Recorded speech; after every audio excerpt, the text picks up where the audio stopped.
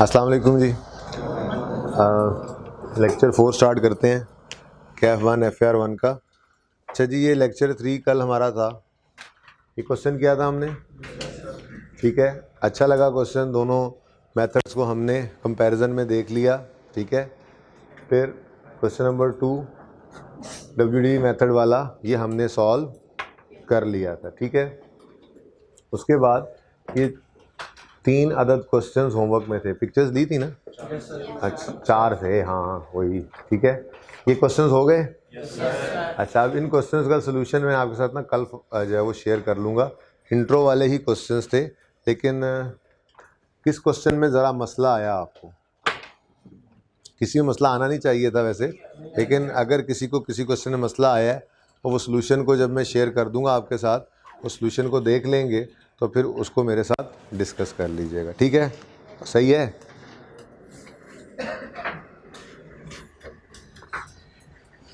आज हम स्टार्ट करना चाह रहे हैं एक्सचेंज ऑफ फिक्स्ड एसेट्स। वो मुझे मिल नहीं रहा और मुझे मिल गया है।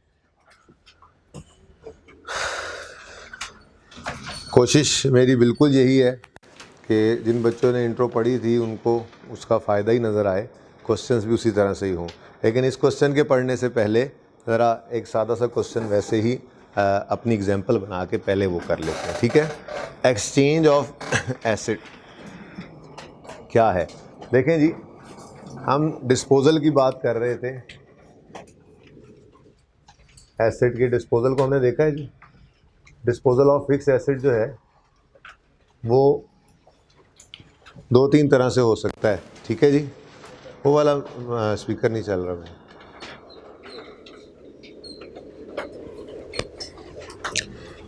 डिस्पोजल ऑफ फिक्स एसेट हमने अभी तक देखा थ्रू सेल हो रहा है। मार्कर भी सही नहीं है भाई। थ्रू सेल, थ्रू एक्सचेंज भी डिस्पोजल होता है। देखें एक्सचेंज क्या है। एक और चीज़ होती है वैसे, वो डिस्ट्रक्शन है।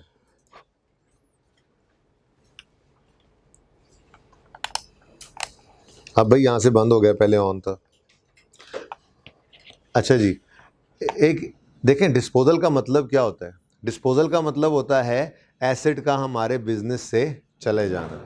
अब एसेट का हमारे बिजनेस से चले जाना कई तरीके से हो सकता है। मिसाल के तौर पे आग लगी, एसेट जल गया, या चोरी हो गया, ठीक है, या सैलाब में बह गया। ये जो भी हो रहा है, इससे हो क्या रहा है, एसेट हमारे बिजनेस से निकल रहा है, ठीक है। आग लगी, चोरी हुई, सैलाब आया, ये सब क्या है? नेचुरल डिज़ास्टर्स हैं, हादसात हैं। तो इन हादसात में डिस्ट्रक्शन है जिसे एसेट की, ठीक है, हम डिस्ट्रक्शन ही लिख देते हैं। थ्रू डिस्ट्रक्शन या थ्रू नेचुरल डिज़ास्टर या थ्रू थेफ्ट। तो ये सारी चीज़ें भी जो हैं ये भी डिस्पोजल ही कहला रही हैं, क्योंकि एसेट हमारे बिजनेस से निकल गया है, ठीक है। एक तो आप इस कह सकते हैं एसेट चला जाता है। दूसरा हमने जो अभी तक पढ़ा वो क्या था कि हम एसेट को बेचते हैं, पैसे लेते हैं, यानी सेल के थ्रू एसेट बिक जाता है। यार ये चल ही नहीं रहा।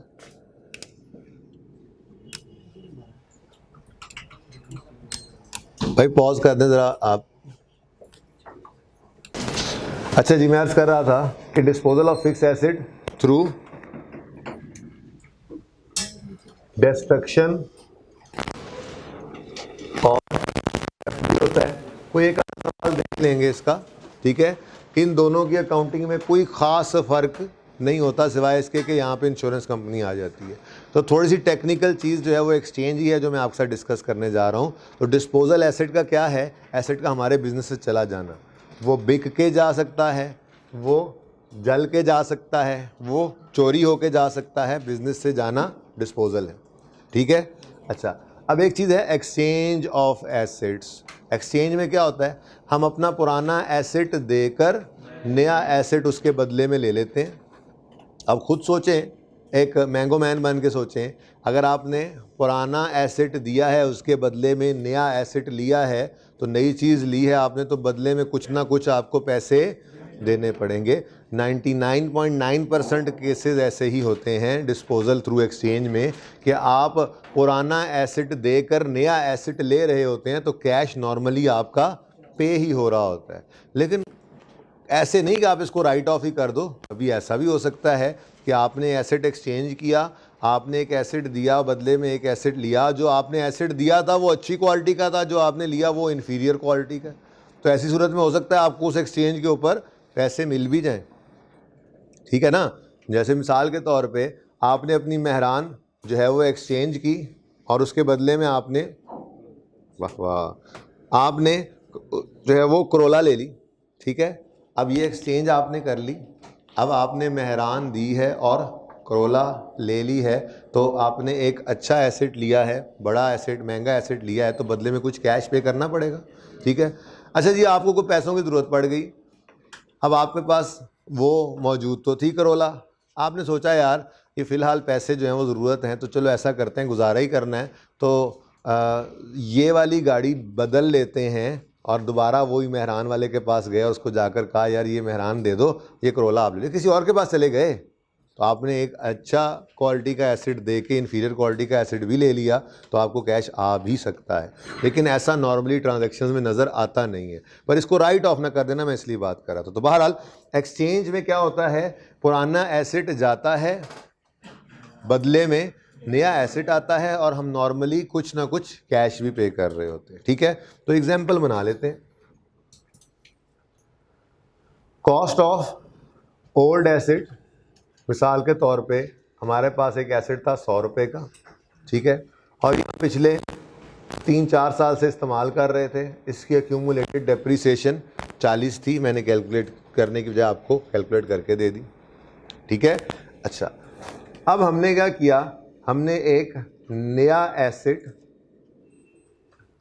लेना था, तो हमने कहा यार 2 एसेट रखने की क्या ज़रूरत है, नया एसेट लेना है तो बदले में पुराने को भी दे देते हैं, कुछ पैसे कम देने पड़ेंगे, ऐसे ही होता है ना।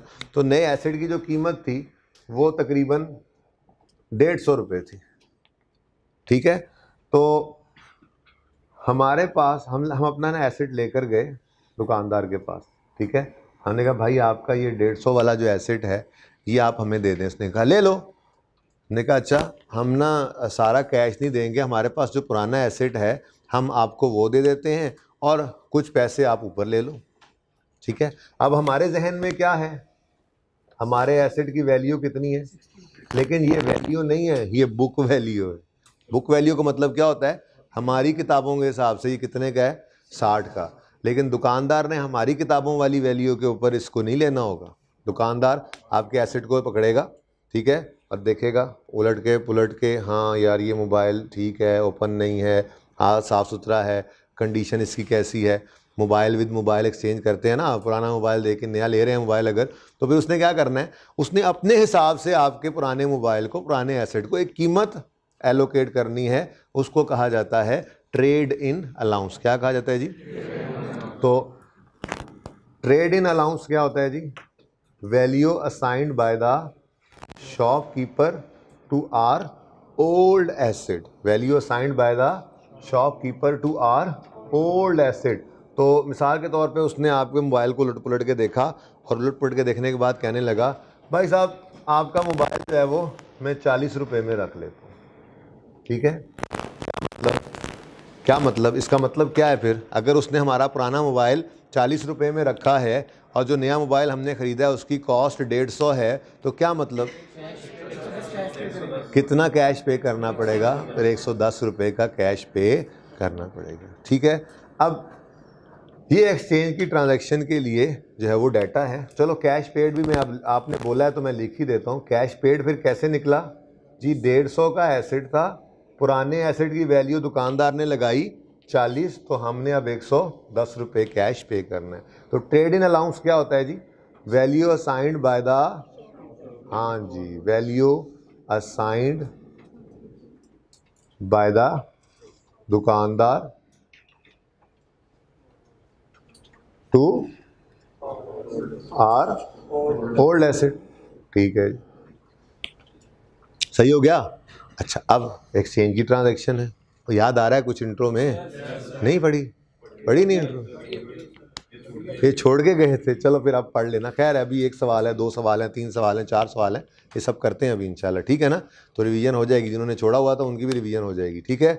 बहरहाल कितने बच्चों को याद आ रही है एक्सचेंज, थोड़ी थोड़ी ये बातें होती थी, ठीक है। चलें बाकियों को भी इंशाल्लाह मज़ीद जो है वो याद आ जाएगा, जिन्होंने पहली बार पढ़ना उनको समझ भी आ जाएगी इंशाल्लाह, परेशान नहीं होना, ठीक है जी। ये कुछ डाटा हमारे सामने है, मैं कहता हूँ जी जर्नल एंट्री डिस्पोजल की जो है वो पास करते हैं, ठीक है। तो जर्नल एंट्री डिस्पोजल की पास होने लगी है, ठीक है। अब स्टेप 1 क्या होता था? अच्छा वैसे एक बात बताओ, डिस्पोजल कौन से एसेट का होगा? न्यू का ना, ये पुराना जा रहा है बिजनेस से, ठीक है। तो पुराने जाने वाले एसेट के लिए उसी तरह से 4 स्टेप्स जो लिखे थे ना उन्हीं को यूज़ करते हैं। कोई स्टेप चेंज हुआ या कोई बढ़ा तो अब नए सिरे से स्टेप्स नोट नहीं करने लग जाने कि हमारी किताब के कॉपी के ऊपर जो है ना एक को 10-12 सफ़े तो सिर्फ इसी के हों, एक सफ़े के ऊपर स्टेप्स फॉर डिस्पोजल हो, सिंपल एक पे एक्सचेंज के हों, एक पे, ऐसे नहीं भाई। बस एक बार स्टेप्स लिख लिया, अब उन्हीं को हम जो है वो चेंज करते रहेंगे अपनी ज़रूरत के हिसाब से, ठीक है। तो पुराना एसेट जा रहा है, बोलो। तो पुराना एसिड जब जा रहा है तो पुराने एसिड के जाने के लिए तो वही स्टेप 1 है, we will credit the asset account with cost of asset disposed off, ठीक है। तो पुराना एसिड डिस्पोज हो रहा है, बोलो, तो उसकी कॉस्ट को हम क्या करेंगे, एसिड अकाउंट में से क्रेडिट कर देंगे, ठीक है। स्टेप 2 क्या होना चाहिए फिर? अगर वो एसिड जा रहा है तो उसकी एक्यूमुलेशन को भी निकाल दो, ठीक है। तो स्टेप 2 फिर वही होगा कि we will debit the accumulated option account with accumulated option of disposal from date of purchase till date of। अब मजे की बात, ये 2 स्टेप्स तो आ भी गए। एसेट अकाउंट, ये सबको ये एसेट अकाउंट लिखा हुआ नजर आ रहा है? सबको आ रहा है नजर? सबको आ रहा है? अच्छा, किसको नजर नहीं आ रहा? बोलो, खड़े हो जाओ फिर। अच्छा बैठ जाओ यार, चले जी। अब मेरी एग्जांपल उधर रहेगी, चलो खैर। जर्नल एंट्री ऑफ डिस्पोजल, लेकिन कौन सा वाला? Through exchange. अब तो सबको नजर आ रहा होगा, नहीं जरा अब आगे आप आगे, अब ये तो नहीं हो सकता। अब मैं कहाँ जाऊँ फिर, कहाँ जाऊँगी, कहाँ जाऊँगी? अच्छा जी, सुने सुने सुने सुने, journal entry of disposal step 1 आपने क्या बोला जी? We will credit the asset account with cost of asset, यानी जो पुराना एसेट था, old asset, cost of old, क्या कर दो? एसेट अकाउंट में से क्रेडिट कर दो। कितनी कॉस्ट है हमारी एग्जांपल में? ये मेरा इशारा करने का मतलब भाई ये होगा कि आपने इधर लाना है कैमरा, ठीक है जी। कितनी कॉस्ट है पुराने की? 100 रुपये, ठीक हो गया। ये क्रेडिट यहाँ डेबिट कर लेंगे, ठीक है ना, ओके, ऊपर लिख लेंगे debit credit. Next step 2, we will debit the accumulated depreciation account with accumulation of disposal from date of purchase till date of. Assume कर रहा हूँ कि ये फिगर वही है, मैंने निकाल दी यहाँ पे, ठीक है ना। ये एक्यूमुलेशन सारी ज़िंदगी की है, डेट ऑफ परचेज से डेट ऑफ, मैंने खुद ही सवाल बनाया ना, तो ये मैंने वही डेप्रिसिएशन लिखी है एक्यूमुलेटेड, ठीक है। तो ये 40 की डेप्रिसिएशन,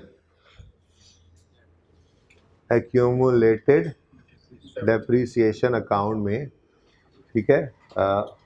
अब ये ओल्ड लिखने की ज़रूरत नहीं है, इसके साथ एक्यूमुलेटेड डेप्रिसिएशन न्यू की तो नहीं होनी, वो तो अभी आ रहा है, तो ओल्ड की ही होनी है। लिख लो तो लिख लो, ठीक है, ओल्ड एसेट की एक्यूमुलेटेड डेप्रिसिएशन, ठीक है।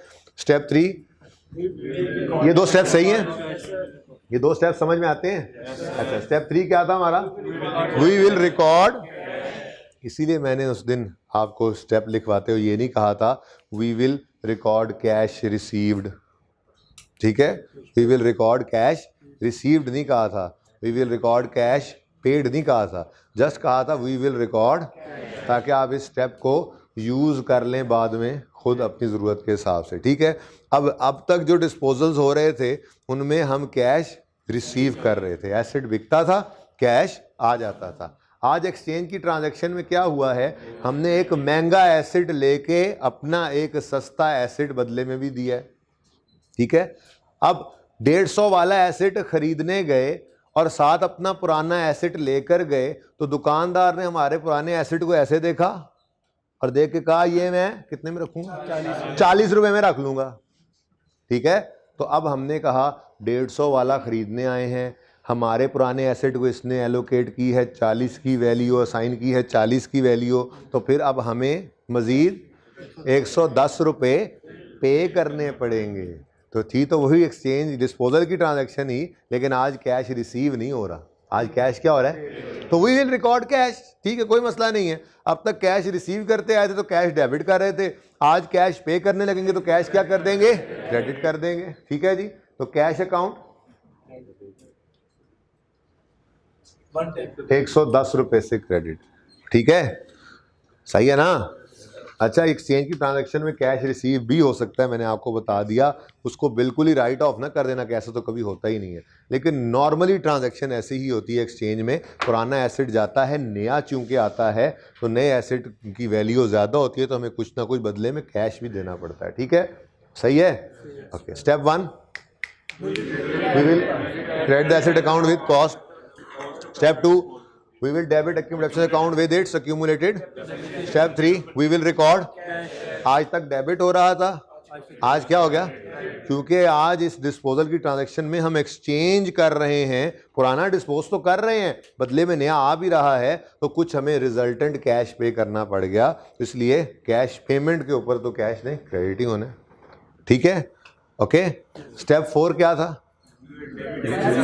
स्टेप 4 क्या था, balancing figure will be gain और loss which will be taken to profit and. लेकिन ये तब था जब डिस्पोजल सिंपल था। आज ये ट्रांजैक्शन अभी पूरी, ये एज अ होल एक ट्रांजैक्शन कैसे बन रही है कि पुराना जा रहा है और नया। हम इसको यूं नहीं कह सकते कि हम पुराने का डिस्पोजल अलग रिकॉर्ड कर लें, नए का एडिशन अलग रिकॉर्ड कर लें। क्यों, क्योंकि ये एक्सचेंज की ट्रांजैक्शन है। निशानी क्या है, पुराने एसेट ने कुर्बानी दी है, पुराने एसेट ने कुर्बानी दी है। 150 वाला एसेट अब हमें 110 में क्यों मिला है, 40 रुपए की वैल्यू हमारे पुराने एसेट को असाइन की गई है। तो एक्सचेंज की ट्रांजैक्शन एज अ होल पूरी कब होगी, जब पुराने का जाना रिकॉर्ड हो और उसी ट्रांजैक्शन में नए का। तो स्टेप 1 में पुराने की कॉस्ट निकाल दिया एसेट अकाउंट से, स्टेप 2 में उसकी एक्यूमुलेशन भी निकाल दी हमने, स्टेप 3 में हमने कैश पेड भी रिकॉर्ड कर लिया। लेकिन स्टेप 4 आज बैलेंस भी करनी निकालनी, आज नए एसेट का आना भी रिकॉर्ड करना है। ठीक है, तो फिर स्टेप 4 में हाँ एसेट अकाउंट को डेबिट करेंगे कॉस्ट ऑफ न्यू एसेट्स। ठीक है, और वो कितनी है जी, 150। तो बस एक स्टेप एडिशनल ऐड हुआ, मतलब उधर उधर मैं मार्कर उठाने जाऊं फिर नहीं फॉलो करना। ठीक है, ओके, पढ़ाने जाऊं फिर करना है। अच्छा, क्या कह रहा था मैं, देखें स्टेप 1 ये, स्टेप 2 ये तो वहीं पे रहे जहां पे थे। ठीक है, स्टेप 3 वी विल रिकॉर्ड। बस इसको पहले डेबिट किया करते थे, आज इसको क्रेडिट करना पड़ गया। ठीक है, हाँ स्टेप 4 हमारा यहाँ पर आज नया ऐड हुआ, क्योंकि एक्सचेंज की ट्रांजैक्शन में एक नया एसेट आ भी रहा है। और स्टेप 5 आज भी फिर वही हो गया, यानी 4 स्टेप स्किप होके और नीचे आ गया, 5 पे आ गया। क्या क्या क्या था, क्या था आखिरी स्टेप, क्या था, balancing figure will be gain और loss on disposal which will be taken. जी किस तरफ आ रहा है, डेबिट साइड में 20 रुपये का लॉस आ रहा है। ये स्टेप 5 बन गया। तो प्रॉफिट एंड लॉस अकाउंट में बैलेंसिंग फिगर ले जाओ, गेन है लॉस है, भाई लॉस है, गेन जिसने बोला गेन नहीं है भाई, ये लॉस है, क्योंकि प्रॉफिट एंड लॉस डेबिट हो रहा है। ठीक हो गया, देख रहे भाई।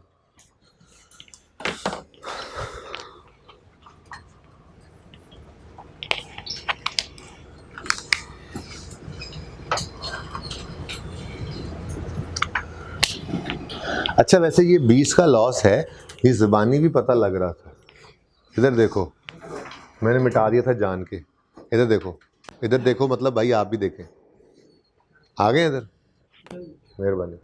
60 हमारे हिसाब से इस एसेट की वैल्यू है 60, दुकानदार ने इसकी वैल्यू लगाई 40, तो हमारी 60 वाली चीज़ को जब ये 40 में रख रहा है तो हमें 20 रुपये का नुकसान ही हो रहा है ना। तो ये ज़बानी भी पता लग रहा था। ठीक है, एक बात तो ये इम्पोर्टेंट है एक्सचेंज में। डन, सही है। अच्छा, अगली बात,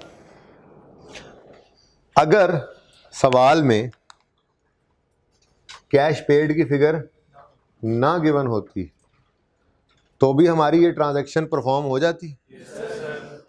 नहीं, अगर कैश पेड की फिगर हम निकालें ही ना, फिर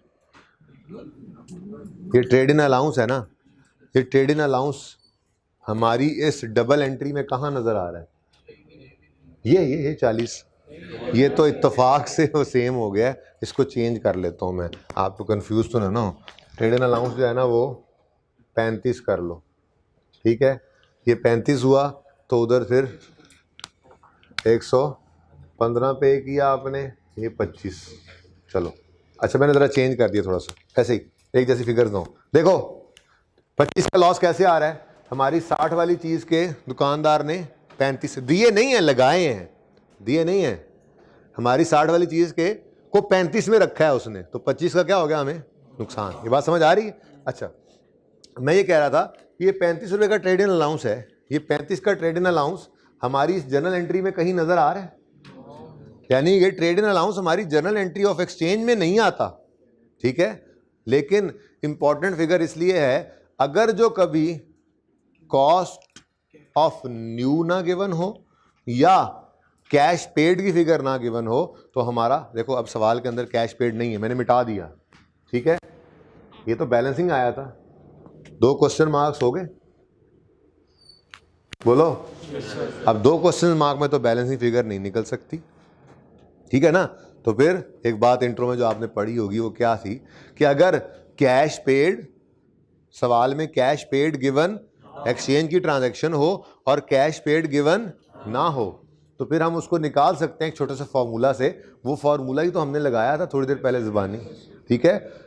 बोलो इफ, चलो मैं लिख लेता हूँ पहले, इफ कैश पेड और चलो ये जो लिखना है is not, if cash paid is not given in question, it can be calculated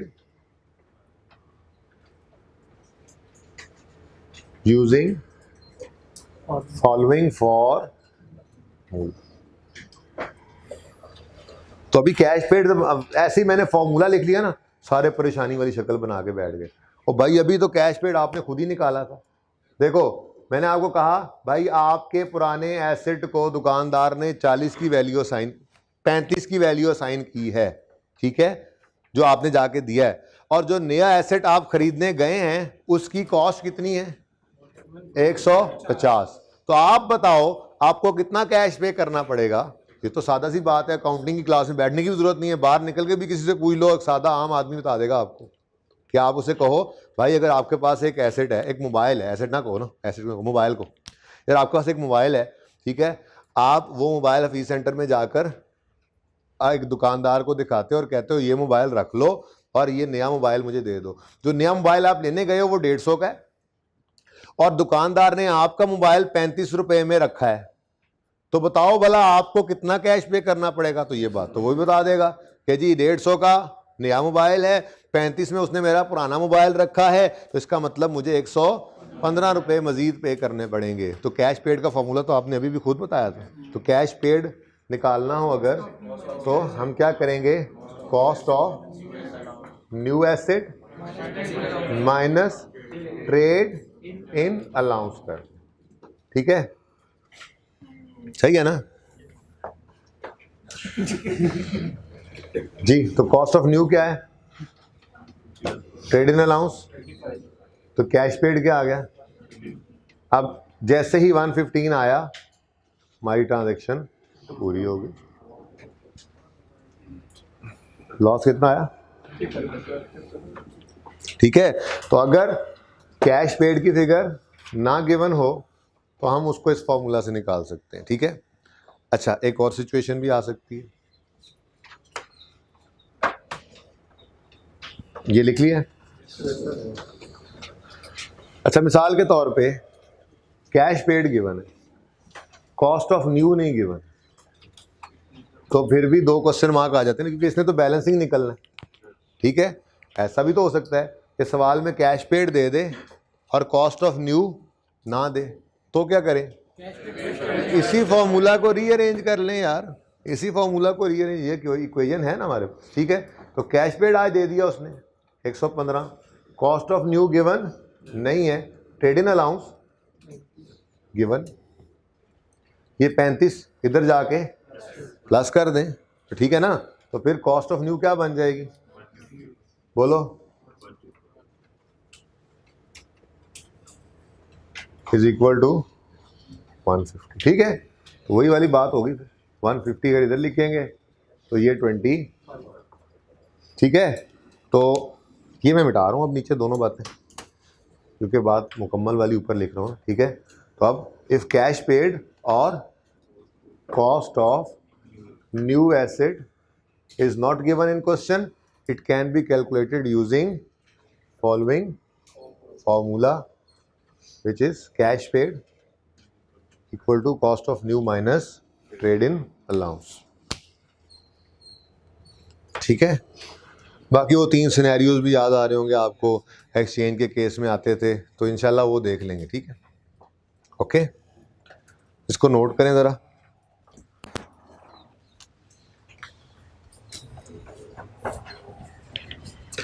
इधर देख, अब ये 2 एरियाज हैं। ठीक है, एक सुने इधर पॉज कर देना, मैं आपको समझाऊं। ओके जी, नोट हो गया, ये कोई मसला इसमें तो नहीं है। चलें आए भाई, इधर आ जाए। ये क्वेश्चन बच्चों ने इंट्रो मेरे साथ पढ़ी थी, उनकी नज़र से भी गुजरा होगा। ठीक है, नज़र आ रहा है सबको ये क्वेश्चन? भाई कैमरा में रिफ्लेक्शन तो इधर नहीं पड़ रही, ऊपर की खैर है, ये सबको नजर आ रहा है। सवाल क्या है जी? Mister Kasim owns a mobile Nokia 3310 which he purchased on, यहाँ से आवाज़ आ रही है ना स्पीकर से, which he purchased on 1 April 2012 for 3000। On 1 January 14 he went to office center where he saw a Samsung Galaxy, he said oh what a beautiful mobile it is. ऐसे बोलेगा? नहीं, ये कहेगा oh what a beautiful mobile it is. अच्छा, अब ऊपर लिखा हुआ है इट वोर अ प्राइस लेवल ऑफ 50,000, उसके ऊपर टैग लगा हुआ था 50,000 का। He immediately decided to exchange the old sick mobile with the new one. और गया दुकानदार के पास ऐसे सीना तान के और बोला मुझे सैमसंग गैलेक्सी चाहिए। उसने कहा ठीक है ले लो। नहीं कहा लेकिन ये बता दूं 3310 भी बदले में तुम्हें देना है, तो मुझे लगता है तुम्हें कुछ पैसे देने पड़ जाएंगे मुझे। तो ऐसा नहीं है। बहरहाल जब उसने अपना 3310 काउंटर पे रखा, पुराने वाला 3310 था ना, वो वजनी वाला, ठीक है, जो लड़ाई शड़ाई हो जाए तो वहाँ भी इस्तेमाल हो जाता था। The value assigned by the shopkeeper, तो दुकानदार ने उसके मोबाइल को देखा और देकर कहा ठीक है इसको मैं रुपया 1200 में रख लूँगा। ठीक है, तो the value assigned by the shopkeeper to old mobile was 1200 only. तो ये 1200 क्या है भाई?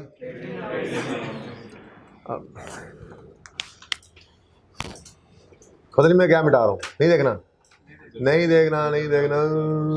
ओके अच्छा जी, okay depreciation rate is 10%, pass journal entry for exchange on 1 January 14। Your time starts now, you have only 1 minute. 1 minute में करो, journal entry करनी है। क्या 1 मिनट में जर्नल एंट्री नहीं हो सकती यार एक्सचेंज की? 1.5 मिनट ले लो, चलो नाराज ना हो, नाराज तो नहीं हो, 1.5 मिनट दे दिया। तो 1.5 मिनट में तो मैंने रजिस्टर ऐसे करके घुमाना फिराना है। आप एंट्री करोगे तो मैं डिस्कस करूंगा। और बताओ जल्दी करो अब।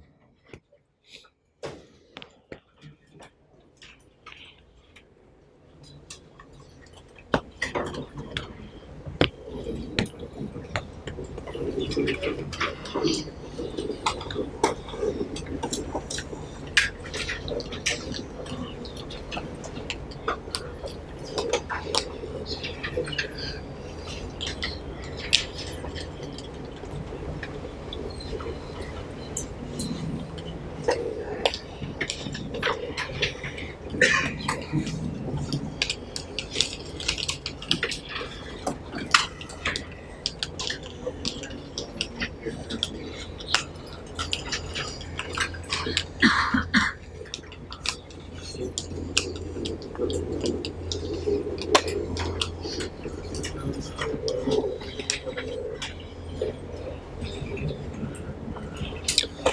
कितने बच्चों ने जर्नल एंट्री कर ली है?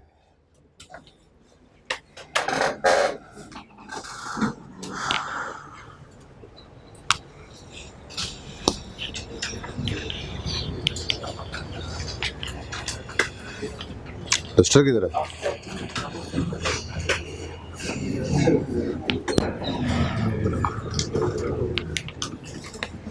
नहीं भाई, उधर ही रहे, सवाल कर रहे हैं बच्चे।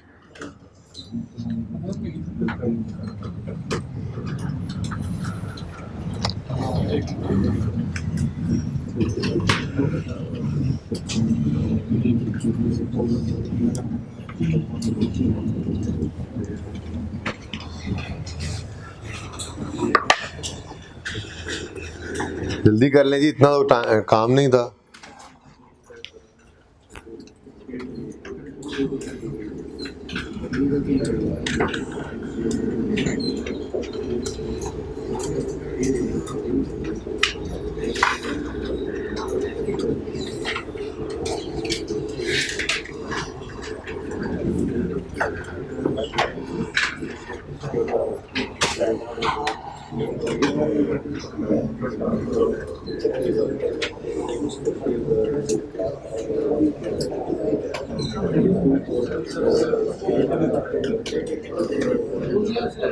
अच्छा जी,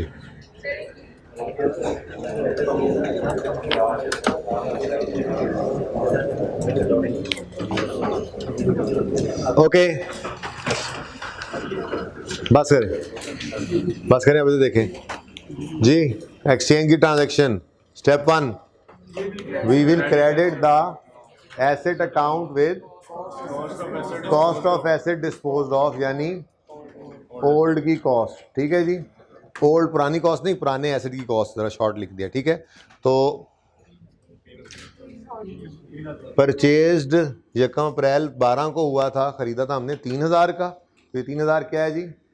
पुराने एसेट की कॉस्ट।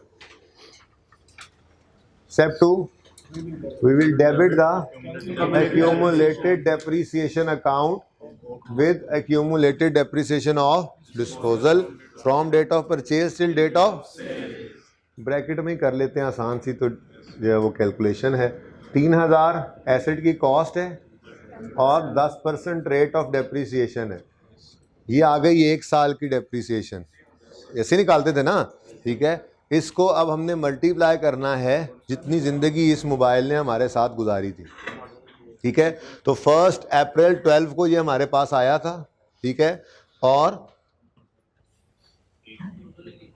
खैर जो हाँ ऑन यकम जनवरी 14, और यकम जनवरी 14 को ये हमने क्या कर दिया?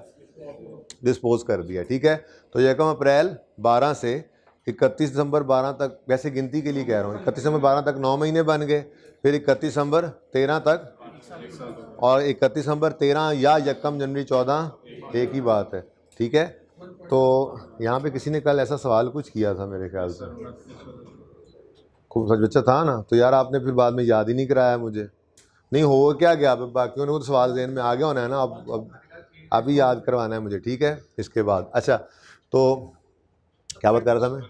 हाँ, 1 साल और 9 महीने, 1 साल और यानी 1.75 ईयर्स। डायरेक्ट लिख दूं या ऐसे लिखूं? Date of purchase, date of sale, कुछ जरूरत है इसकी?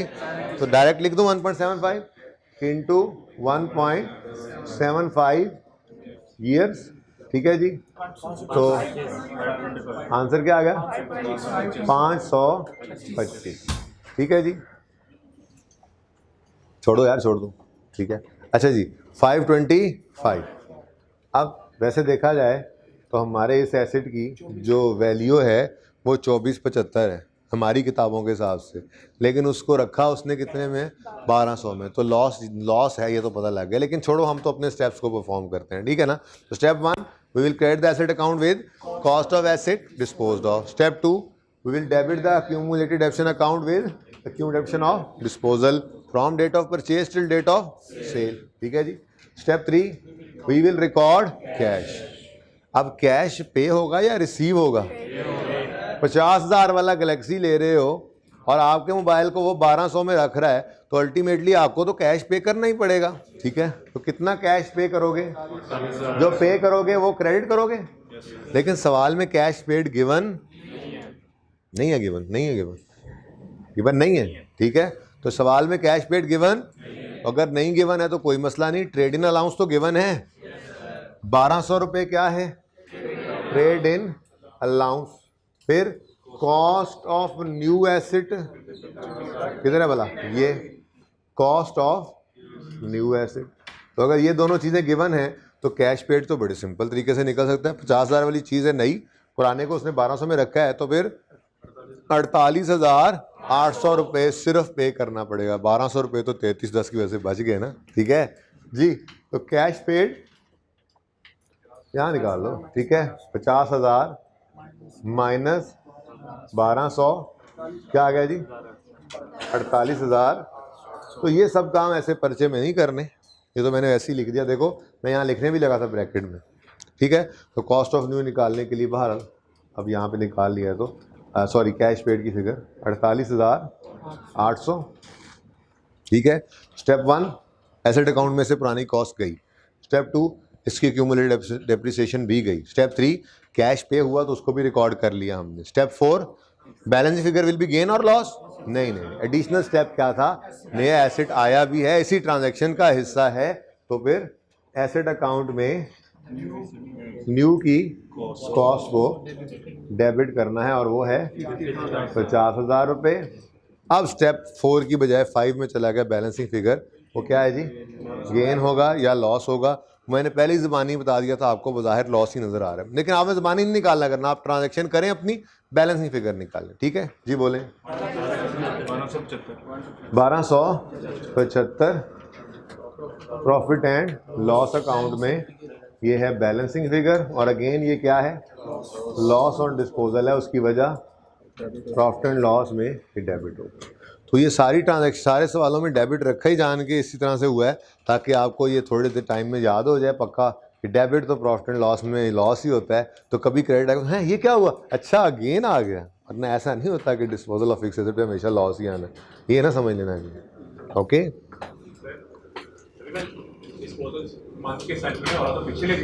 वही बात अब उसने की थी कल, तो वही मैं अब करने लगा हूँ।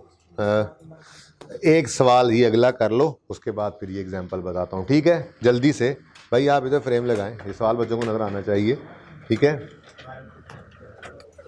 अच्छा वैसे इस सवाल में तो ये गिवन था 48,800, लेकिन मैंने ज़रा छुपा दिया था, ठीक है जी। जी क्वेश्चन नंबर 2 कर दें।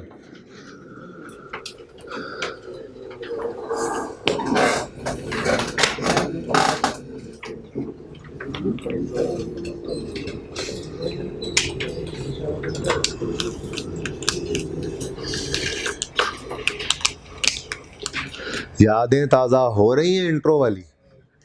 अच्छा शुक्र है, शुक्र।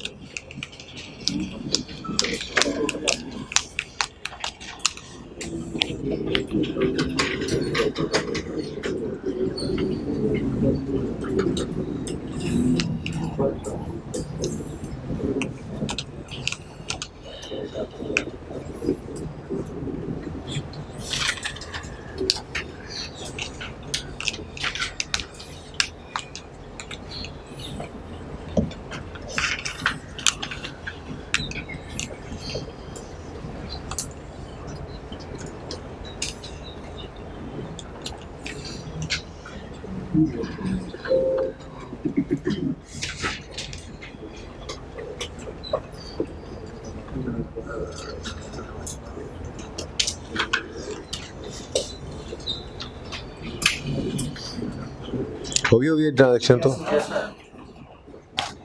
अच्छा क्या ये जायज़ है कि एक्सचेंज की ट्रांजैक्शन में एक एसेट नया लें और बदले में 2 दे दें, या 2 एसेट नए लेके बदले में 1 दे दें? क्या ये जायज़ है?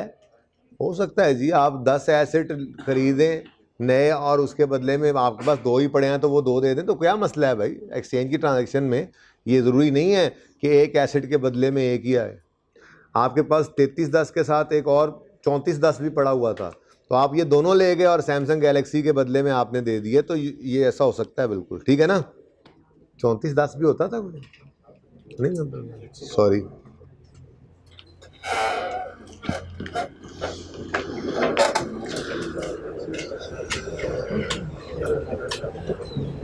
भाई बैठ जाएं आप, बैठ जाएं।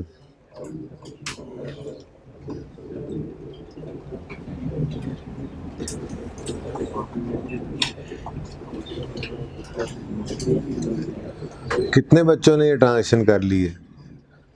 अच्छा, इन बच्चों ने ये ट्रांजैक्शन किया और बाकी डंकी वर्क कर रहे हैं।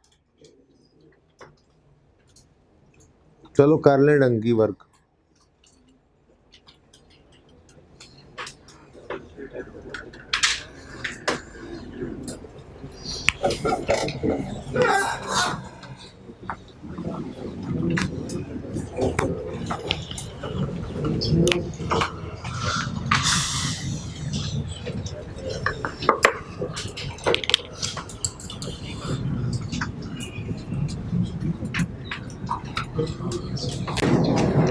ओके जी, आ जाए इधर।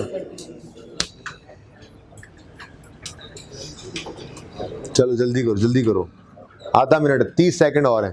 फिर बच्चे कह रहे हैं वो होगा सवाल, 1 मिनट दे दो बस। आखिर तक पढ़ते तो ये दिन ना देखना पड़ता।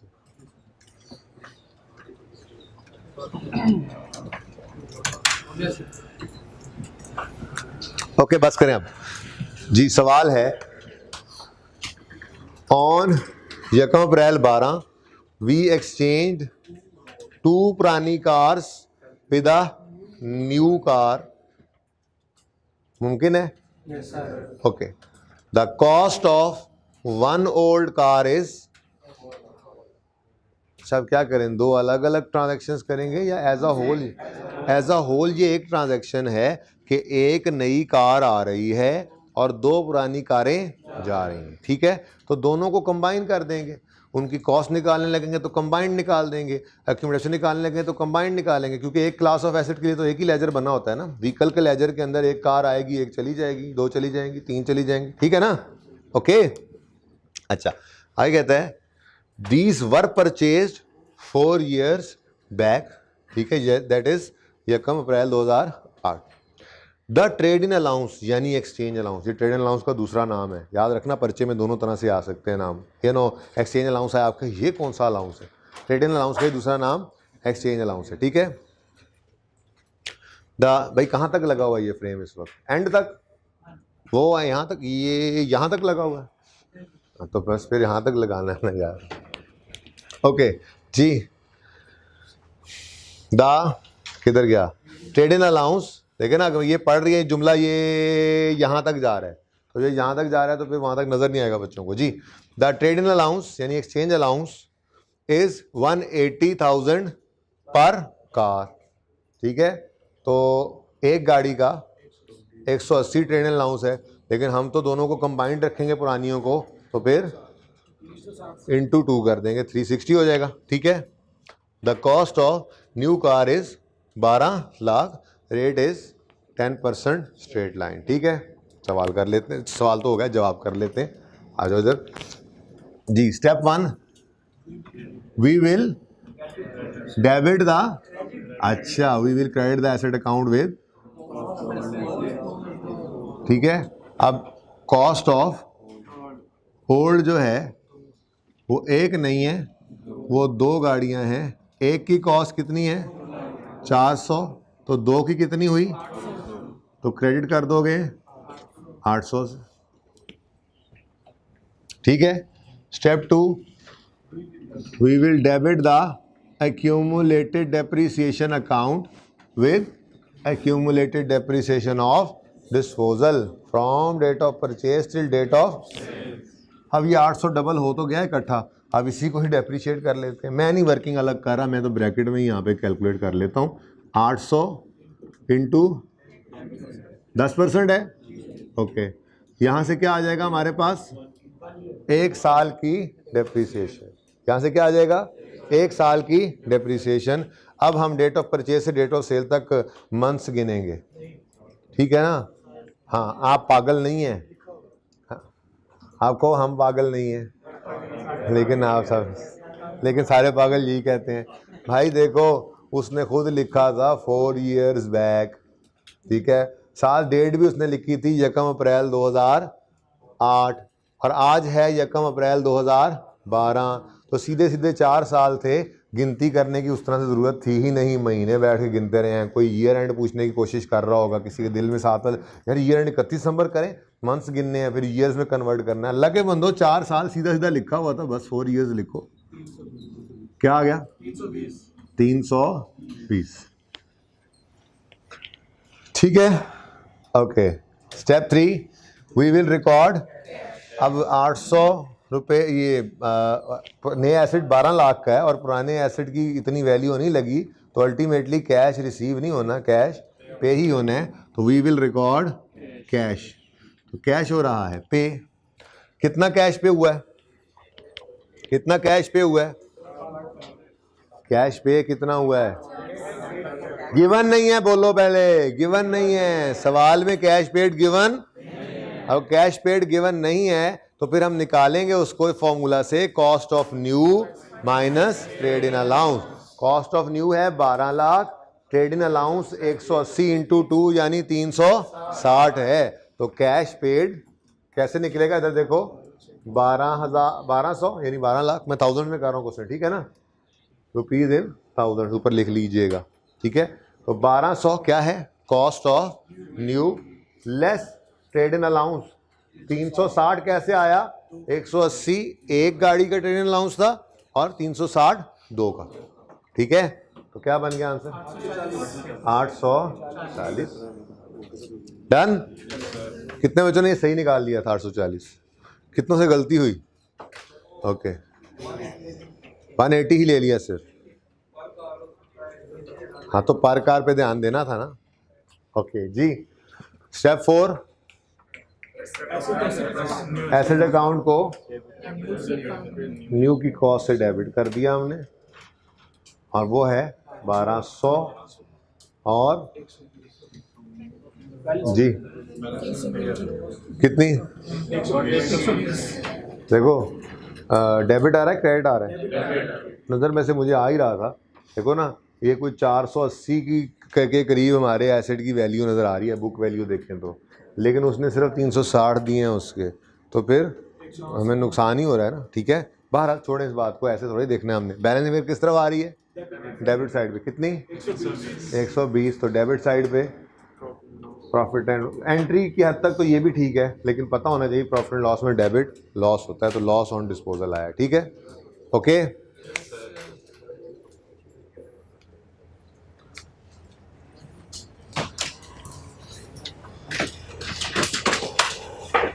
डन जी, ओके। अच्छा जी, अब छोटी सी एग्जांपल ज़रा जल्दी से यहीं पे रखें जी, ये कर लेते हैं पहले, उसके बाद फिर आगे चलते हैं।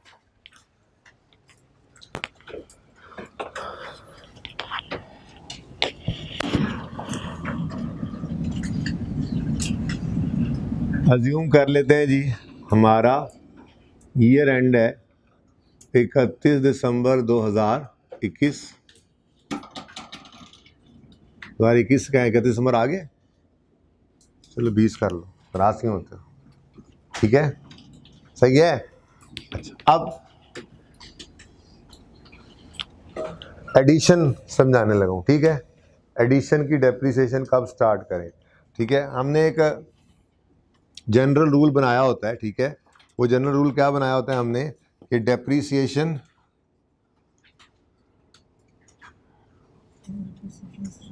फुल मंथ, ठीक है, ऐसे कर लो यार, पुरानी बातें तुमने याद रखी हैं। फुल मंथ अच्छी बात है, ऐसे full month depreciation is charged in the month of addition।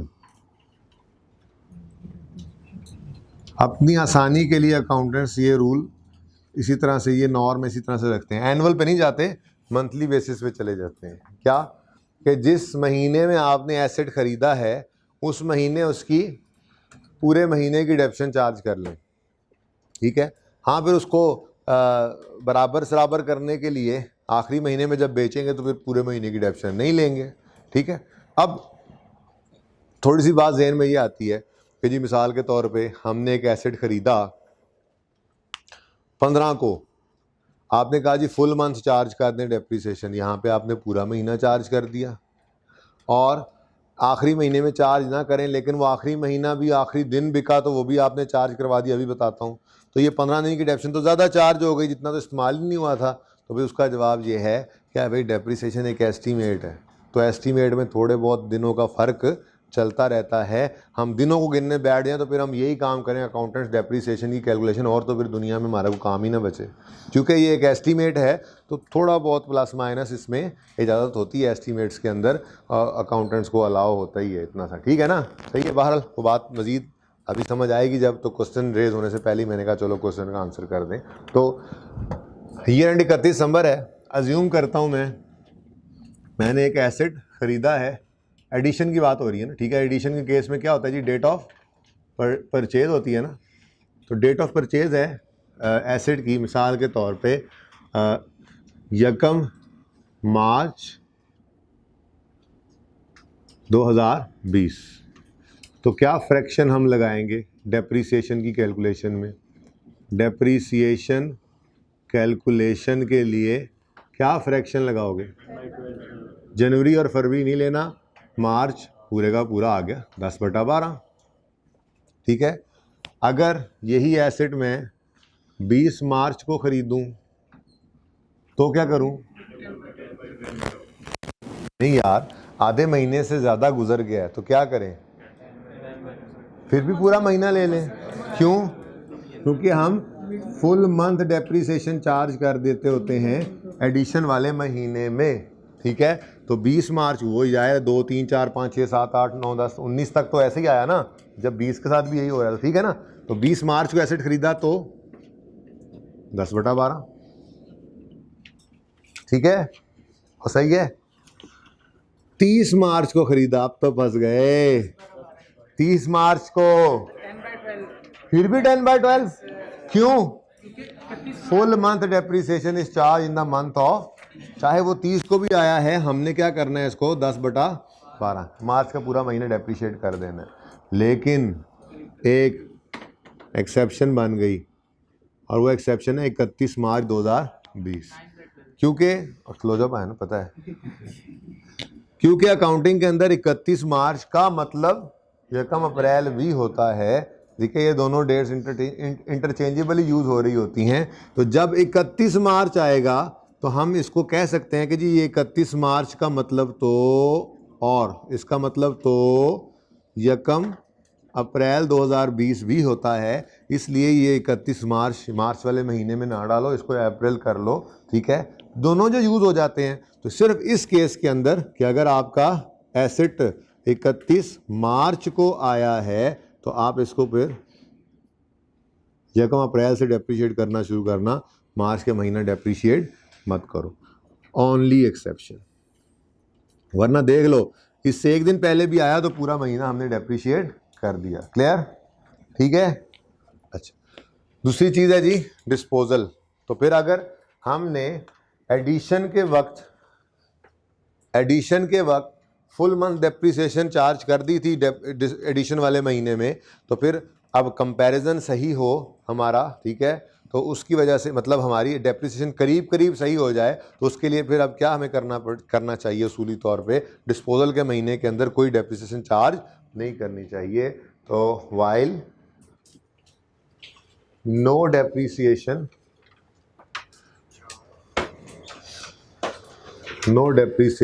is charged in the month of disposal.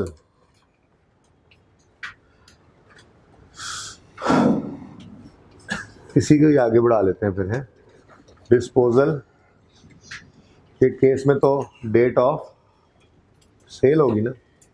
अब कोई एसेट अज्यूम कर लें, कोई महीना अज्यूम करें जी, अगस्त का महीना कर लें, बोलो अगस्त का महीना कर लें।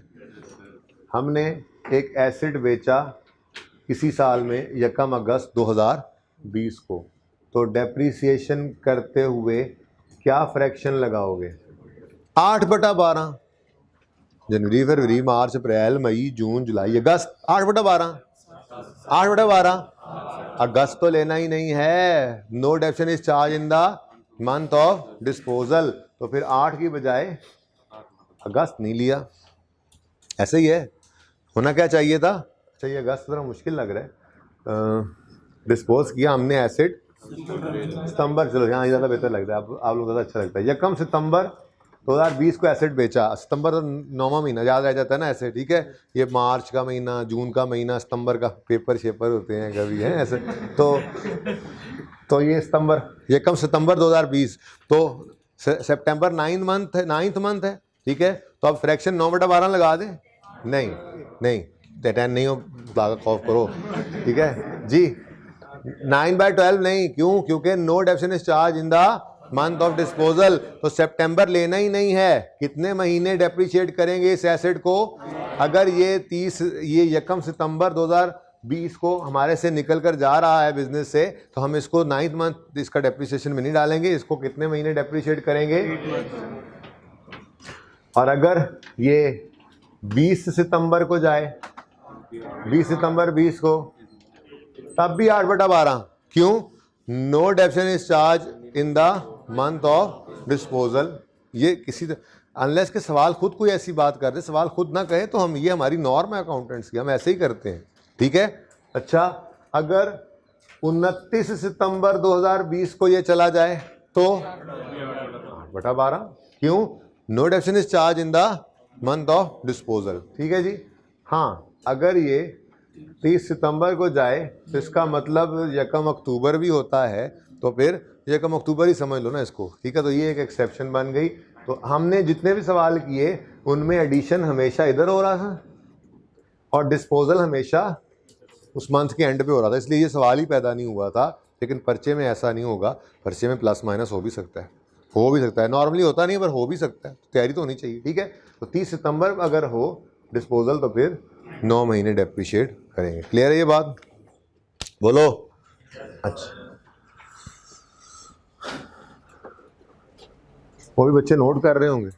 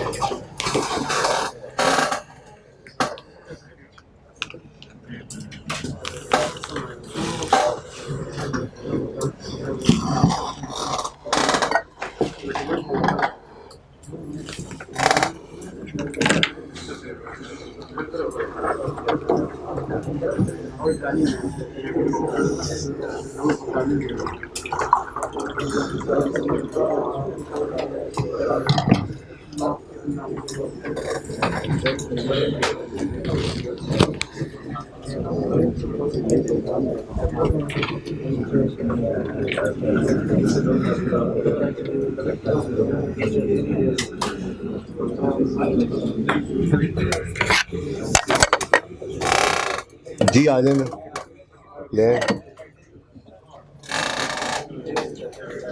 जी ये क्वेश्चन है आपके सामने, question number 3। Following ledger balances are appearing on 1 January 15। Asset account का ओपनिंग गिवन है, एक्यूमुलेशन का ओपनिंग गिवन है, addition of 10,000 took place on 1 March 15, simple addition है, सही है। Second, an old asset costing 50 which was purchased on 1st July 13 is exchanged with a new asset costing 90,000। Exchange की transaction आ गई, तो disposal through exchange है इस सवाल में, और तो कोई फ़र्क नहीं है, ठीक है। बस अब देखना ये है कि आप इस एडजस्टमेंट को अकाउंट्स में कैसे एडजस्ट कर पाते हो। जर्नल एंट्री तो आपको करनी आती है, ठीक है। रिक्वायरमेंट है प्रिपेयर, रेट 10% है।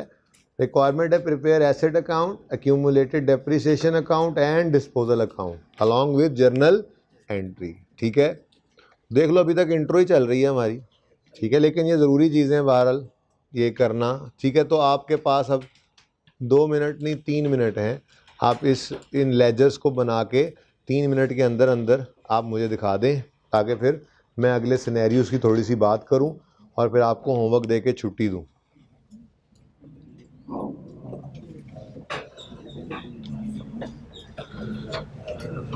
जो आप दूसरी क्लास है ना गुलबर्ग वाली, वो बस आपसे एक सवाल पीछे रह गई थी अब कल तक, आज इंशाल्लाह वो मिल जाएगी।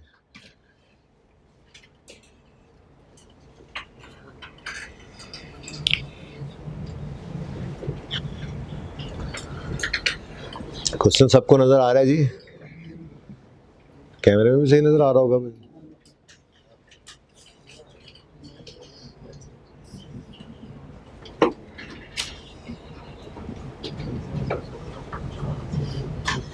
बैठ जाया करें, जब इधर लगा दिया फ्रेम तो बैठ जाए, जब चेंज करना होगा फिर उठा करें, ऐसे खड़े ना रहा करें।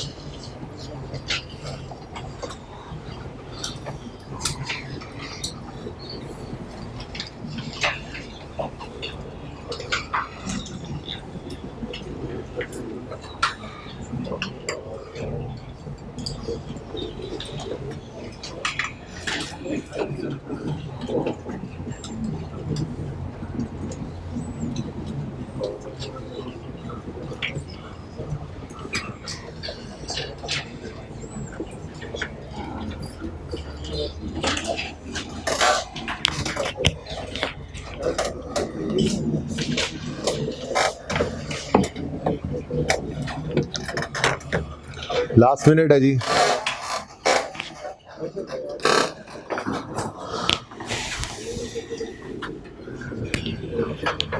डिस्टर्ब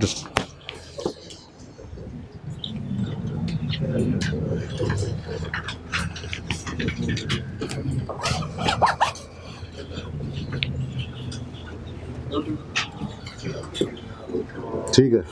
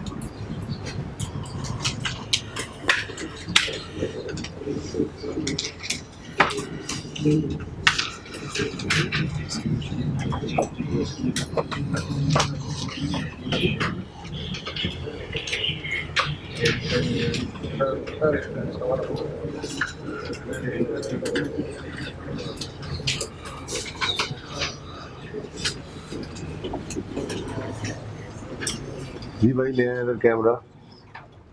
कितने बच्चों ने कर लिया जी question?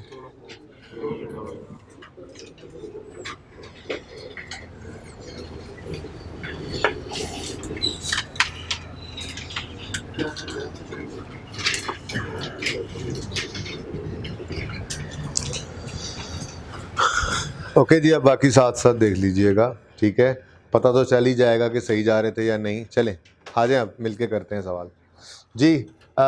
Following ledger balances are appearing on 1 January 15, यकम जनवरी 15 पे एसेट अकाउंट का ओपनिंग कितना आ रहा है? 2 लाख। मैं थाउजेंड्स में करूंगा जी, 200। क्यूमुलेटेड डेप्रिसिएशन का ओपनिंग कितना आ रहा है यकम जनवरी 15 पे? 80,000। थाउजेंड में कर रहा हूँ, 80 लिख लिया मैंने, ठीक है, done. Next, addition of 10,000 took place on 1 March 15। हाँ जी, एडिशन की एंट्री क्या होगी? एसेट डेबिट कितने से? 10 से, और कैश क्रेडिट यकम मार्च 15, ठीक है। Next, an old asset costing 50 which was purchase on यकम जुलाई is exchange with a new. Exchange की ट्रांजैक्शन आ गई, ठीक है। नए की कॉस्ट कितनी है? 90। पुराने की कॉस्ट कितनी है? 50। ट्रांजैक्शन हुई है 30 सितंबर 15 को, डेट ऑफ सेल, ठीक है। ट्रेड इन अलाउंस है 30, ठीक है, और सही है। चलो अब अपने स्टेप्स परफॉर्म करते हैं। चलो डिस्पोजल अकाउंट बाद में बनाएंगे, क्योंकि मैंने जर्नल एंट्री की तरह पहले प्रैक्टिस करा दी है, तो हम ये जर्नल एंट्री ही पहले पास कर लेंगे यहाँ, ठीक है ना। वैसे जर्नल एंट्री होती क्या है? बोलो। हाँ जी, डिस्पोजल के जो स्टेप्स लिखवाए हैं वो जर्नल एंट्री ही तो होती है। चलो ये भी बाद में पास कर लेंगे, स्टेप्स परफॉर्म कर लेते हैं, ठीक है। बल्कि चलो कुछ तो कर ही लें यार, ऐसे कैसे, ठीक है। डेबिट और क्रेडिट, ठीक है, ये एंट्री पास करते हैं। Step 1, we will credit the asset account with cost of asset. अच्छा जी, तो एसेट अकाउंट से ओल्ड की कॉस्ट क्रेडिट करनी है, कितनी? 50। तो करो 50। क्या हुआ जी? ये जी डिस्पोजल है, ठीक है। ये क्या है? डिस्पोजल। किस दिन हुआ ये डिस्पोजल? 30/9/15। कोई मसला जी? वैसे साथ साथ डिस्पोजल अकाउंट भी बन सकता है, लेकिन फिलहाल छोड़ो। हाँ, 1/10/15 नहीं लिखे, दिखे 30/9/15 ही। समझें इसको, समझने का जब समझना पड़े तो, ठीक है ना। वैसे तो यार ये सिंपल था, आप उस एग्जाम्पल से कंफ्यूज क्यों हो रहे हैं मुझे नहीं समझ आ रही। सिंपल है, 30 सितंबर तक तो 9 महीने डेप्रिशिएट करेंगे, जैसे चल रहा था वैसे ही चलने दो। वो तो मैंने आपको समझाया कि अगर कभी मिड ऑफ द मंथ कोई डेट आ जाए तो उससे क्या करना है, उसूल क्या है, ठीक है ना। ओके, अच्छा जी। Next step, we will debit the accumulated depreciation account with accumulated depreciation of disposal from date of purchase till date of। अच्छा, ज़बानी ज़बानी काम करना भी सीखे ना, ये इतनी आसान स्ट्रेट लाइन का फ़ायदा ही क्या है कि अगर हम इतनी बातें लिखते रहें तो। वो इंट्रो में हर दफ़ा लिख लेते थे, ज़बानी ज़बानी भी काम करना सीखें। एसिड 50 रुपये कॉस्ट है, रेट ऑफ डेप्रिसिएशन क्या है? यहाँ से आगे हमारे पास 1 साल की डेप्रिसिएशन, ठीक है। अब मंथ्स ज़बानी गिनते हैं, ठीक है ना। वो क्या लिखना बार बार, date of purchase, date of sale. किस दिन खरीदा था ये? यकम जुलाई 13 पर। किस दिन बेचा है? 30 सितंबर 15। अब मंथ्स गिनना शुरू कर देते हैं। यकम जुलाई 13 से 31 दिसंबर 13 तक 6 महीने, फिर 31 दिसंबर 14 तक साल, 31 दिसंबर 15 तक 9 महीने, ठीक है। तो 1 साल, ऊपर पहले 3 महीने थे, 6 महीने थे, और इधर 9 महीने। तो ये कितने बन गए? 2 साल और 3 महीने। 2 साल और, ये बात समझ आई है या लिख के समझाऊं? समझ आई है। यकम जुलाई 13 से 31 दिसंबर 13 तक 6 महीने, फिर हाँ, फिर 31 दिसंबर 14 तक पूरा साल। ये क्या हो गया? 1 साल और 6 महीने, यानी 1.5 साल हो गया, ठीक है। फिर ये 15 वाले साल में मजीद 9 महीने, तो ये क्या बन गया? 2 साल और 3 महीने, यानी 2.25। नहीं अच्छा लग रहा? जैसे सिखाया था वैसे ही कर लो। डेट ऑफ परचेज लिखो, डेट ऑफ सेल लिखो, मंथ्स लिखो, नंबर ऑफ ईयर्स टोटल निकाल लो। किसी को कन्फ्यूजन हो रहा है तो बता दें, बोले हो रहा है तो बता दें, शर्म ना करें। इंटू 2.25 ईयर्स क्या आ गया? 11 11.3 कर लूँ? नहीं कहते नहीं। ठीक है भाई 11 पॉइंट, सर हमने 1000 में ही ना किया, हमारा 11250 आ रहा है तो हमने उसके साथ ही मिलाना है, यही कहना चाह रहे हो जी भाई? 11.25 कैसे आया, समझ आ रही है? बोलो 2.25 ईयर्स कैसे आए, समझ आ रही है? ओके ठीक है। Step 3, we will record cash. अब कैश पे हुआ है या रिसीव हुआ है? देखो नया एसेट जो है वो 90 का है और पुराना हमने पहले कभी खरीदा था 2.5 साल 2.25 साल पहले 50 का, तो जाहिर सी बात है कैश तो पे करना पड़ेगा ना, ठीक है। लेकिन मसला क्या है, कैश पेड सवाल में गिवन तो कोई मसला नहीं, इसका तो फॉर्मूला में आता है। कैश पेड कैसे निकालेंगे? Cost of new less trade in allowance. सवाल में ट्रेड इन अलाउंस तो गिवन है, ठीक है ना। हमारा एसेट जो है उसको दुकानदार ने कितनी वक़्त दी? 30 रुपए की। हम जो नया एसेट खरीदने गए हैं उसकी कॉस्ट कितनी है? 90। तो अगर 90 वाली चीज़ हम लेने गए और हमारी पुरानी चीज़ को वैल्यू असाइन हुई है 30, तो फिर हमें कितने मिले? 60। सॉरी, हमें कितने पे करने पड़ेंगे? 60। तो ये 60 कैसे आया है? Cost of new less trade in allowance.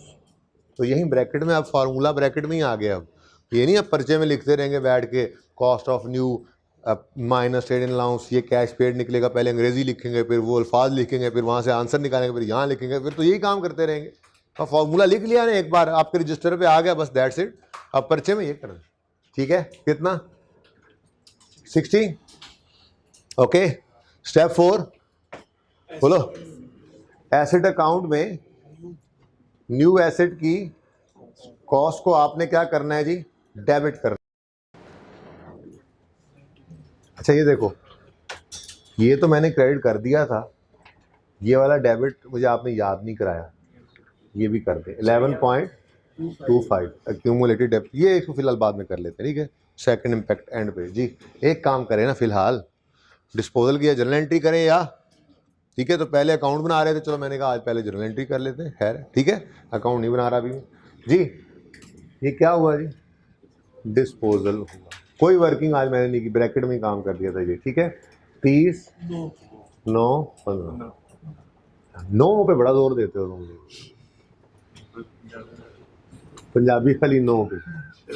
अच्छा जी, ओके। ये दोनों स्टेप्स आ गए, ठीक है। कैश का अकाउंट बना नहीं रहे, इसलिए कैश का क्रेडिट होना हमें नजर नहीं आ रहा, ठीक है। स्टेप 4 में एसेट अकाउंट को डेबिट करो 90 से। कितने से जी? नए की कॉस्ट है, ठीक है। तो 90 से एसेट अकाउंट क्या हो जाएगा? डेबिट हो गया, डेबिट। अब यहां पर लिखना डिस्पोजल ही है, लिखना डिस्पोजल ही है, ठीक है। क्यों? क्योंकि अच्छा ये डिस्पोज नहीं हो रहा, आप ये समझने के लिए इसे डिस्पोजल लिख दो। देखो मैं थोड़ी देर के लिए, एंट्री तो बहुत आसान है ना, इसलिए एंट्री को साइड पे करता हूँ, बल्कि ज़रा मुझे बैलेंस फिगर निकालता कि इसको साइड पे कर दें। बैलेंस फिगर किस तरफ आ रही है? डेबिट साइड पे 8.75 प्रॉफिट एंड लॉस। ये आसान थी ना, इसलिए इसको मैं साइड पे कर रहा हूँ, ठीक है जी। ये आपने सफ़ा ये समझे लपेट दिया, ये आपको नज़र नहीं आ रही, डन। क्योंकि ज़रा मुश्किल काम है वहाँ पे अब डिस्पोजल अकाउंट को एड्रेस करना, तो इसलिए मैं उस तरफ जा रहा हूँ, ठीक है ना। ये आप पर्दा डाल दिया, पर्दा डालूँ आप समझेंगे पता नहीं गलत हो गया, ठीक है। ये देखें, ये लपेट दिया हमने, इसको लपेट के रख दिया, इसको नज़र ना पड़े इस पर, ठीक है। अच्छा जी, नहीं अब स्टेप 1 दोबारा करते हैं। स्टेप 1, एसेट अकाउंट को क्रेडिट करो जाने वाले एसेट की कॉस्ट से। तो डेबिट किसको कर दो? यहाँ क्या लिखोगे? ठीक है, डन। स्टेप 2, एक्यूमुलेशन अकाउंट को डेबिट करो। तो क्रेडिट किसे करोगे? डिस्पोजल को। यहाँ क्या लिखोगे? एक्यूमुलेटेड 15। स्टेप 3, रिकॉर्ड करोगे कैश। तो कैश रिसीव हो रहा है या पे हो रहा है? पे हो रहा है तो कैश क्रेडिट। दूसरा इम्पैक्ट डिस्पोजल में डेबिट, कितना? 60। कैश जैसे निकाला आपने यहाँ ब्रैकेट में लिख दोगे 90 माइनस 30। समझ रहे हो? तो बोलो। स्टेप 4, एसेट अकाउंट नए एसेट से, नए एसेट की कॉस्ट से डेबिट होगा, हो गया डेबिट। दूसरा इंपैक्ट किसको दें, दूसरा इंपैक्ट किसको दें, डिस्पोजल को। अब यहां क्या लिखें, यहां पे भी डिस्पोजल ही लिखना पड़ेगा ना, क्योंकि इस 90 के डेबिट को हमने दूसरे अगेंस्ट क्या क्रेडिट किया हुआ है, डिस्पोजल, और यहां पे भी एसेट अकाउंट ही लिखना पड़ेगा। अब मसला देखो कैसे हल हो रहा है। डिस्पोजल अकाउंट में ये ओल्ड की कॉस्ट है और ये न्यू की कॉस्ट है, ठीक है। ये डिस्पोजल है नहीं, दरअसल ये एडिशन ही है, एडिशन थ्रू एक्सचेंज, ठीक है ना। लेकिन इसको मजबूरन डिस्पोजल क्यों लिखा है, क्योंकि ये एक्सचेंज की transaction as a whole, disposal की ट्रांजैक्शन थ्रू एक्सचेंज जो है इसी का ये पार्ट था, ठीक है। तो यहां पे अगर कोई एडिशन थ्रू एक्सचेंज लिख दे, इवन एडिशन भी लिख दे, तो उसकी गलती कोई नहीं है, वो भी ठीक है। मैंने डिस्पोजल क्यों लिखा है, क्योंकि इस ट्रांजैक्शन के अंदर ये चौथा स्टेप फिर मैं यहां लिख नहीं सकता, अगर मैं यहां पे डिस्पोजल ना लिख रहा होता आपको फिर समझा ना पाता, ठीक है। तो मैं कह रहा हूं ये डिस्पोजल लिखा बिल्कुल सही है, किसी ने एडिशन लिख दिया वो भी बिल्कुल सही है, बस ये 90 हो, ये 90 हो और इसकी डेट 30/9/15 हो, ठीक है। बाकी ये एडिशन ही है, दरअसल ये क्या है, एडिशन ही है इस एक्सचेंज की ट्रांजैक्शन में, ठीक है। तो कोई डिस्पोजल लिखना चाहे डिस्पोजल लिख के, एडिशन लिखना चाहे एडिशन लिख, ठीक है। मैंने डिस्पोजल इसलिए लिखा ताकि जैसे ये डिस्पोजल का 50 इधर नजर आ रहा है तो ये 90 इधर से इधर नजर आ रहा हो, इसलिए मैंने डिस्पोजल लिखा। क्लियर है ये बात, और ठीक है। हाथ को खड़ा कर, अच्छा वैसे ही खड़ा हो गया जी। Balancing figure 8.75 profit and loss. तो ये दोनों में से कोई एक काम ही करना होता है, ठीक है ना। तो ये चूंकि आसान था तो मैं फटाफट इधर आ गया, ठीक है, सही है, डन। चलो लें जी, 31 दिसंबर 15 पर इसका तो कैरी डाउन अब निकल आएगा, थोड़ी देर में निकाल लेते हैं, ठीक है ना। इधर 31 दिसंबर 15 पर कैरी डाउन निकालने के लिए पहले डेप्रीसिएशन एक्सपेंस हमें निकालना पड़ेगा। देखो इसकी जरूरत ही नहीं पड़ी आज, ठीक है, वो डायरेक्ट ही कर लिया हमने एक्यूमुलेटेड ऑप्शन की वर्किंग को। तो working 1 on opening excluding, repetition चल रही है ना चीजों की। मेथड कौन सा है, तो फिर opening cost of minus opening cost of into, कोई मुश्किल बात। ओपनिंग कॉस्ट ऑफ ऑल कितनी है, अकाउंट से देखो, इधर नहीं देखना, 200, ठीक है भाई। इस फ्रेम पे रहूं तो फिर नहीं मूव करना, ठीक है ना जी। 200 opening cost of all minus opening cost of disposal कितनी है 50 इनटू रेट कितना है, ये कितना आ गया, ठीक है। उसके बाद ऑन एडिशन, अब इंपॉर्टेंट बात, एक तो एडिशन है वही सिंपल इंटू 10% इंटू 10/12 0.83, ठीक है। इंपॉर्टेंट नई चीज क्या थी आज, ये डिस्पोजल से ये ना हो कि आप डिस्पोजल, आप अगर हम डिस्पोजल लिखेंगे ना फिर हम डेप्रिसिएशन भी नहीं करेंगे, हमें एडिशन लिखने दें या डेप्रिसिएशन करवाएं। तो भाई मैंने आपको इसलिए कह दिया डिस्पोजल लिखो या एडिशन लिखो, फर्क नहीं पड़ता। बहरहाल ये डेप्रिसिएशन के अंदर आएगा, ये है तो एडिशन ही, नया एसेट आया तो है बिजनेस में, ठीक है ना। तो फिर यहाँ पर ये एडिशन के अंदर डेप्रिसिएशन इसकी आएगी, और 30 सितंबर को आया इसलिए 30 सितंबर को छोड़ो, 1 अक्टूबर ही होगा इसका मतलब, ठीक है ना। अक्टूबर, नवंबर, दिसंबर, डेट बेशक लिखी है 30 सितंबर, डेप्रिशिएट 4 महीने ना कर देना। डेप्रिशिएट कितने महीने करोगे, 3 महीने। कितने बच्चों ने 3 महीने ही डेप्रिशिएट किया था, कितनों ने 4 महीने किया, कितनों ने किया ही नहीं डेप्रिशिएट, माशाल्लाह जी। 2.25 और ऑन डिस्पोजल, एक ही डिस्पोजल है, 50 इंटू 10% इंटू 9/12, 30 सितंबर तक डेप्रिशिएट होगा जी। 3 पॉइंट, इधर क्या देख रहे हो, सवाल देख रहे हो, परेशान हो। रेड शर्ट, ये रेड नहीं है वैसे, जो भी है कलर जी, मैरून है जी। 21.8 डेप्रिसिएशन एक्सपेंस है, डेप्रिसिएशन एक्सपेंस की एंट्री बोलो, depreciation expense debit accumulated depreciation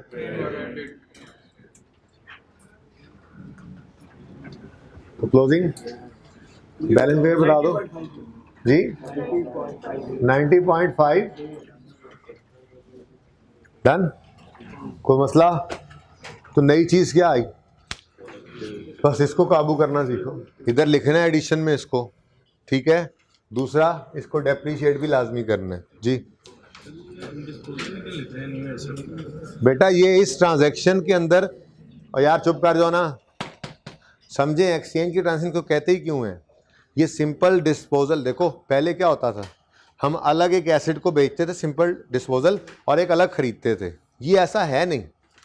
हम जिस दुकान में, अगर आप हबीब सेंटर जाके एक दुकान पे अपना 3310 बेच के आ जाते और उसके साथ वाली दुकान से सैमसंग खरीदते तो ये एक्सचेंज नहीं थी, ठीक है। आप 3310 का सिंपल डिस्पोजल रिकॉर्ड करते और अपने सैमसंग गैलेक्सी का सिंपल एडिशन करते। लेकिन जब ट्रांजैक्शन में एक्सचेंज अलाउंस या ट्रेड इन अलाउंस आ जाए तो ये निशानी है एक्सचेंज की ट्रांजैक्शन, ठीक है ना। आपको पुराने अपने मोबाइल का कैश मिला नहीं, लेकिन नए मोबाइल के पैसे भी आपने पूरे दिए नहीं। क्यों? क्योंकि आपके पुराने एसेट ने कुर्बानी दी अपनी और नए की कॉस्ट को कम कर दिया। तो क्योंकि वो पुराने को कोई वैल्यू असाइन करके ही दुकानदार ने नए की कीमत कम की थी, तो जो वैल्यू असाइन करना है वो एक्सचेंज अलाउंस या ट्रेड इन अलाउंस कहलाता है। और ये निशानी होती है एक्सचेंज की ट्रांजैक्शन की। और एक्सचेंज की ट्रांजैक्शन मुकम्मल तब होती है जब पुराना एसेट निकल रहा है और उसी ट्रांजैक्शन में नया एसेट आ रहा है। इसलिए यहां पर मैंने डिस्पोजल लिखा, ठीक है। अच्छा सुनो, ये सिनेरियोस थे, इंशाल्लाह ये कल दोबारा रिवाइज भी करेंगे, ठीक है। लेकिन आपके आज हैंडआउट्स जो होंगे इंशाल्लाह, ठीक है, हैंडआउट्स आप आज छुट्टी के वक्त लेके जाएंगे जो, ठीक है, वो बस आज का दिन सिर्फ दे दें। कल से फिर मैं कोशिश करूँगा क्लास से पहले ही आ जाए करें, ठीक है। तो ये आपको इंशाल्लाह ये सवाल किए हुए हैं आपने, ठीक है। ये क्वेश्चन की पिक्चर ले लें एहतियातन, ठीक है। तो ये होमवर्क के अंदर 4 सवाल है। ऐसे एक मिनट रुक जाए ना, कह तो रहा हूँ रुक जाएं। ये 2-3 सवाल हैं, ये इनके साथ सॉल्यूशंस होंगे, लेकिन सॉल्यूशन वो देखेंगे बच्चे जो पास होने वाले नहीं होते सवाल करने से पहले पूरा। तो पास होने वाले बच्चे पहले पूरा सवाल करेंगे अपने तौर पे, गलत या सही, फिर सॉल्यूशन देखेंगे, ठीक है। क्या? अच्छा अब जल्दी से इसकी पिक्चर ले लो 1 मिनट में, क्योंकि मेरे ख्याल में अगले उस्ताद भी आ गए हैं। ये पिक्चर हो गई सबकी?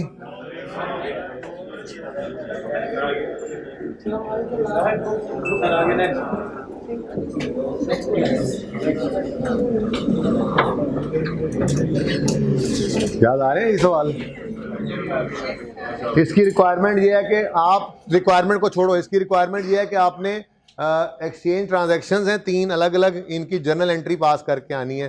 देखते हैं आपको 3 सिनेरियोज याद भी हैं या नहीं, ठीक है। बस आगे सॉल्यूशंस है, ठीक है जी। ओके जी, जिंदगी रही तो कल मुलाकात होगी। 2 सवाल हैं होमवर्क में। अल्लाह हाफिज़।